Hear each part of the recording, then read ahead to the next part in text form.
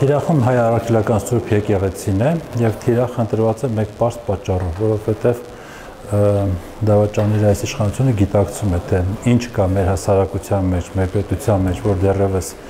միասնականացնելու, մարդկանց հույս ներշնչելու պոտենցիալ ունի եւ փորձում են այդ ամենը ոչնչացնել։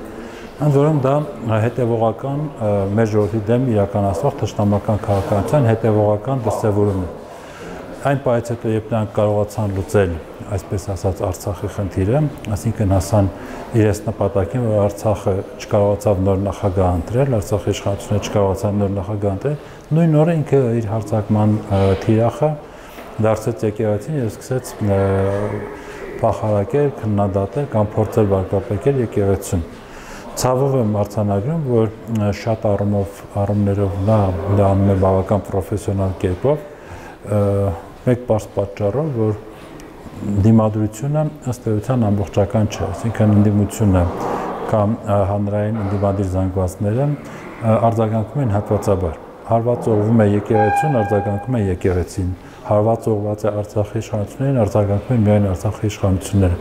Եվ այդ միասնականության բացակայությունը վերում է նրան, որ Փաշինյանը կարողանում է թիրախները հատ-հատ ընտրել եւ հատ-հատ խոցել այդ թիրախները։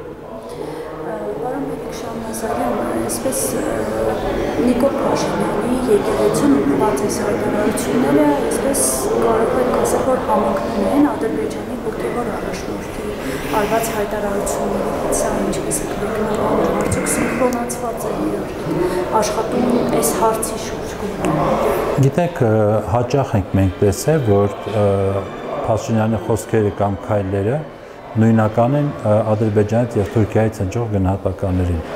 Հիմա մեկ անգամ դա կարող է լինել պատահականություն, երկրորդ անգամ կարող է լինել պատահականություն, բայց երբ որ տեսնում ես, որ մշտապես այդ նույն process-ն է իրականացում, արդեն անկախ քեզանից սկսում ես համեմատականներ անցկացնել եւ համոզվել այն գծում, որ դա միասնական մշակված քաղաքականություն է։ Այս դեպքում Բաքվում կամ Անկարայում մշակված քաղաքականությունը Փաշինյանը եթե չլիներ Բաքվի կամակատարը, Իսկ շատ տեսական բան եմ ասում, բայց եթե չլիներ Բաքվի կամակատարը, կհասկանար, որ գոնե թե այն փուլում, երբ որ Ադրբեջանից եկեղեցու դեմ հարձակում է սկսվում, գոնե թե այդ փուլում ինքը պետք է